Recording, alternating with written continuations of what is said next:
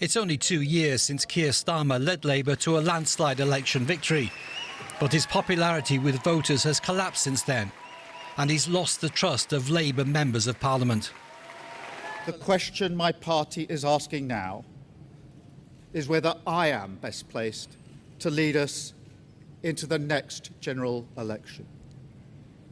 I have heard the answer of my parliamentary party to that question, and I accept that answer with good grace. The Labour Party. Starmer's government has struggled to deliver economic growth, repair public services and ease the cost of living. He's also been personally hurt by a series of missteps, including his decision to appoint Peter Mandelson, a scandal-tarnished friend of Jeffrey Epstein, as the UK ambassador to the United States. Despite first vowing to fight a leadership challenge, Starmer decided to bow out without a battle. Every decision I've taken has been about putting the country I love first. That is why I will resign as leader of the Labour Party. We now come to Andy Burnham, member for Makerfield. Andy Burnham is the favourite to succeed Keir Starmer. The former mayor of Manchester returned to Parliament today after winning a by-election last week that was engineered to do just that, return him to Parliament to enable a leadership challenge. He thanked the outgoing Prime Minister on his arrival in London. I swear by Almighty God. I made my statement, obviously praising the Prime Minister's dedication, service, and confirmed that I will put myself forward in the process that will soon be underway. The Reform Party, led by Nigel Farage, is topping the opinion polls nationally at the moment, and Farage put out a statement demanding a general election. There's no sign yet of that happening before the end of this parliamentary term in 2029. Burnham will feel he's the man to lead Labour into that election. He won 55% of the vote in the Makerfield by-election last week. The convincing defeat of Reform there at the local level adds weight to his claim that he has what it takes to lead a winning campaign against Reform nationwide when Britain goes to the polls again. Let's dive into this a little deeper now with Colin Murphy. He's a senior lecturer in British politics at Queen Mary University in London. Colin, Keir Starmer is on his way out as British Prime Minister after less than 2 years in office. How do you explain his rapid downfall?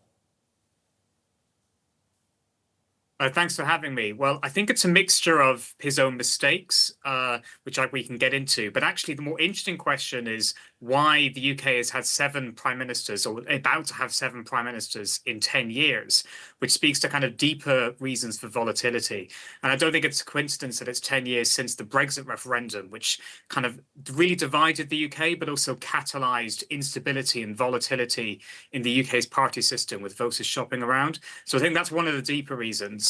But Keir Starmer personally really alienated people within his own party with signalling on things like immigration without being able to win over potential voters for other parties like Reform either. So that was one of the key reasons for his downfall.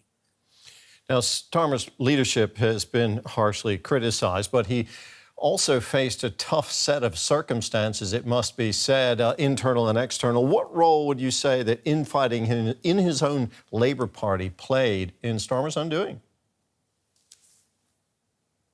I would say by the end, it's important that he lost support within his party and different factions within the Labour Party. Both the liberal right and the soft left were willing to get rid of him. I think that's important for his downfall. But I wouldn't actually say infighting was the main cause. Actually, following the serious bouts of infighting under Jeremy Corbyn's leadership of the Labour Party, Keir Starmer ruled the Labour Party with an iron fist. There was a very early suspension of 7 MPs after they rebelled on a policy where the government ended up agreeing with them several months later, the abolition of the 2-child benefit cap, which was a significant contributor to child poverty. So actually, if you look at Keir Starmer's leadership of the Labour Party, it was characterised more by iron discipline than infighting. But ultimately, that wasn't able to keep him in post for any longer, because discipline without other redeeming features is always very brittle in the end. OK, You've done extensive research on social democracy in Europe and especially Britain's Labour Party. How would you describe the party's position in British politics today, the Labour Party? Dire, not nearly as existential as the Conservative Party, which I think really has an existential crisis on its hand. But I mean, look, the Labour Party is 18% in the polls, which for a first past the post voting system is really quite shocking. And it faces a big set of questions. The government under Keir Starmer was facing in different directions on economic policy, pro-worker in some directions, but pro-innovation and AI on the other. There's the ongoing question of how to fund public services in conditions of low growth.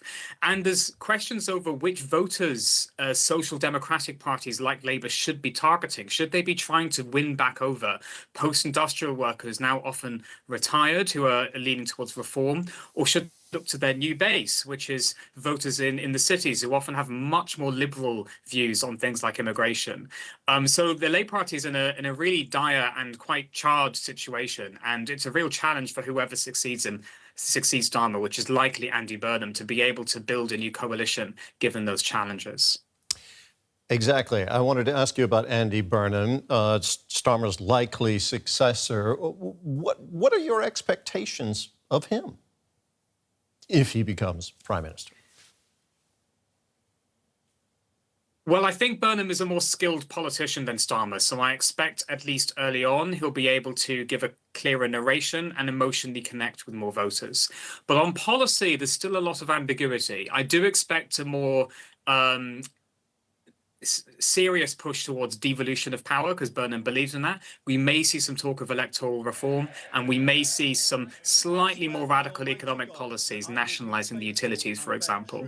But Burnham has been ambiguous about his wider policy agenda, so I'm not so certain what kind of Burnham we will see. It's worth remembering he served in a government under the very centrist Tony Blair, but has also signalled increasingly left-wing policy positions in more recent years. So he's always been a bit of an ambiguous politician. So I think to an extent we're going to find out, and we need to see what he makes, what the decisions he makes on key dividing issues, notably on immigration. Colin, thank you so much. That was Colin Murphy, Senior Lecturer in British Politics at Queen Mary University in London. Straight to London then, and our correspondent, Birgit Mass. Welcome, Birgit. What went wrong for Keir Starmer? How did he turn this massive parliamentary victory in elections just 2 years ago to being effectively run out of town? Phil, when Keir Starmer took office, really 2 years ago here outside Downing Street where we are now, he promised to turn things around. He promised to grow the economy. He promised to ease the cost of living crisis for people. And frankly, he hasn't delivered what he promised. So I think there's a big disappointment that people hold when it comes to Keir Starmer's promises. Now, internationally, on the international stage, he's cut out quite a good figure. I would say he's well regarded as a statesman. He has managed to turn relations with the EU around. He had this reset with the EU and inching ever so slightly closer to the European Union. He was strong on Ukraine. He was cooperating with his European fellow prime ministers, fellow leaders. So that was a strong point. But when it comes to really the domestic policies, this I think is where he's lacking, and he just hasn't managed to reach out to people, to show them where he wants to take the country and have a narrative and take people with them. He'll be replaced as a Prime Minister without a general election. Tell us more about the man thought most likely to succeed him, Andy Burnham. Who is he? What's he promising? Well, Andy Burnham, really his strongest quality is that he just recently won a very important by-election in the north of England, and he has managed to beat Reform really decisively. Reform, the insurgent, populist, right-wing party, and Andy Burnham has really beat them in the seat where Reform were very, very strong in the local elections a few weeks ago. So this is why people are thinking he might be the man to lead the Labour Party also into the next general elections. He's nicknamed the King of the North, so he's been the mayor of Manchester for the last years, and he was successful there economically and also well liked. He's Britain's most popular politician at the moment. What his program is for the country, again, we don't know just yet. So what does he want to do internationally? How does he want to keep relations with the European Union? How does he want to move the country forward?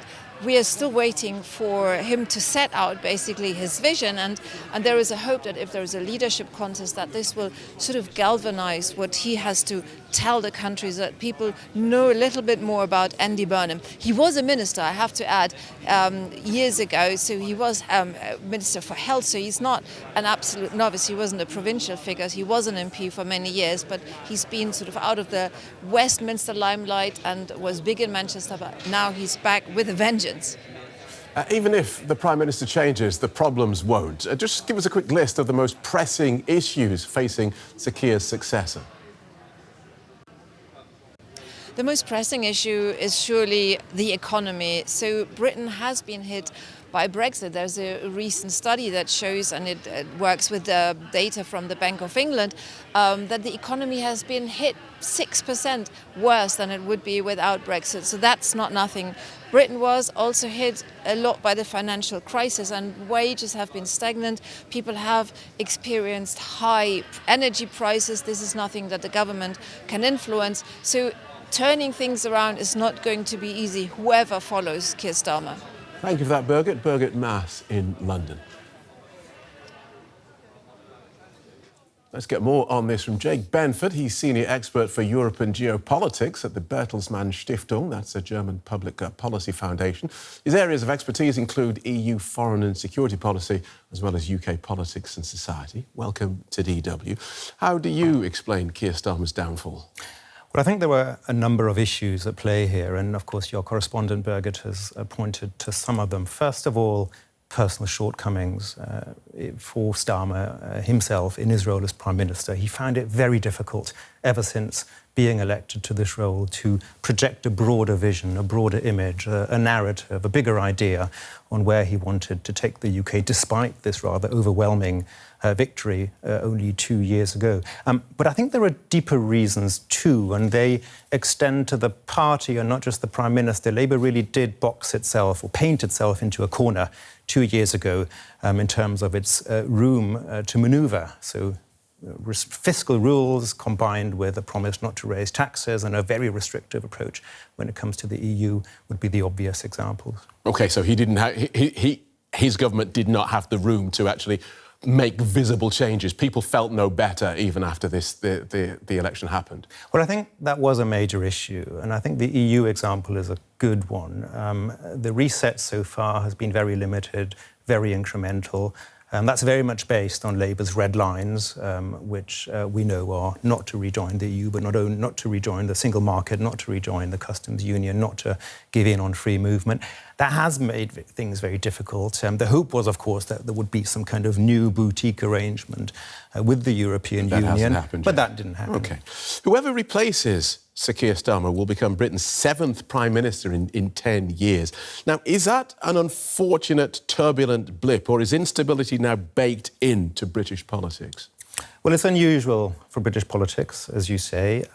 It does fit with a broader pattern of political volatility across Europe, so the UK is not entirely alone here. I personally don't think the UK is ungovernable at all.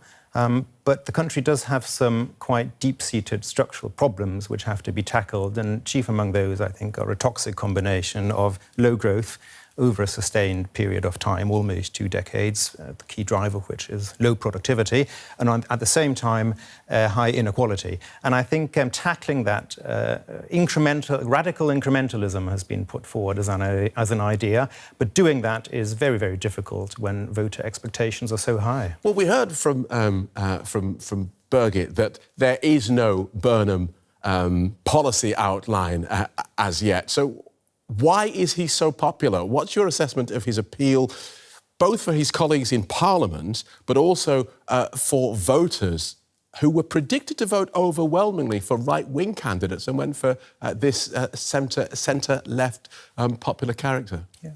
Well, I think when it comes to competition within the Labour Party, I think we have to be honest, there wasn't really that much competition. So alternative candidates to replace Starmer were some reason So or the other. British Prime Minister had to go one way or the other, according to his colleagues. There was a growing restlessness in the Labour Party, and I think the reason for that is that despite an overwhelming majority of almost 200 in this Parliament, if you look at if you drill into the data, you see that in around 100 of these seats, reform came a close second, and that really did make Labour MPs very uncomfortable.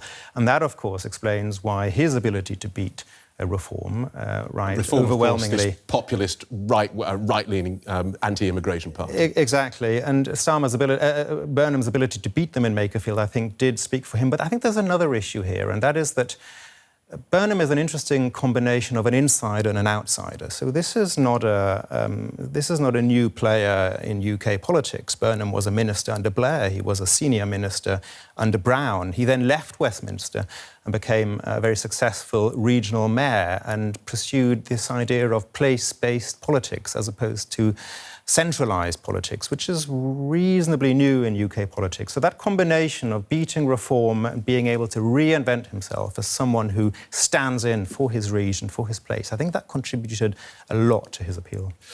Let's talk about, you've mentioned a few times, reform. This is, as I say, this right-wing, anti-immigration insurgent party that has the centre-left Labour Party, who are governing at the moment, and the centre-right Conservatives, both worried. What does this massive win for this centre-left candidate in last week's by-election tell us about the threat from those anti-migration parties? It's significant. Going by the polls, reform is steady on around 30%. And of course, in the UK's very particular first-past-the-post majority-based electoral system, that can lead to very, very unusual and sudden outcomes. So there is a genuine prospect of reform possibly winning that next election, certainly in the estimation of Labour MPs and Labour strategists. And I think that made people very, very, very uncomfortable. So what Burnham brings with him is perhaps a second chance to install political momentum, but the problem he's going to face, and again, Birgit alluded to this, is that the levers he has at his disposal are quite limited, the EU reset being only one example. OK, so what we have in the man who would be Prime Minister, who wants to be Prime Minister, is no promises, and as far as I can tell, no promise to do things differently from the next guy. His biggest appeal seems to be that he's not that guy. For now, yes. And the key question is whether Burnham is willing to perhaps make some bolder decisions. I mentioned earlier that the Labour Party had painted itself into a corner. And ultimately, Starmer stumbled over his timidity, his lack of courage, his inability to confront voters and say, we're going to have to do things differently. The world has changed, the broader predicament has changed, the security situation has changed. And perhaps that is an opportunity to indeed go as far as to break manifesto pledges. Now, Burnham has been very careful to not go into this direction, but I think a new Prime Minister only has so much power. And of course, when they kick off, that's their opportunity to really do things. So I think if he assumes that role in July, the first months will be the time to look out for. Thanks for talking us through that, Jake. Jake Benford from the Bertelsmann Stiftung. Thank you. Thanks very much.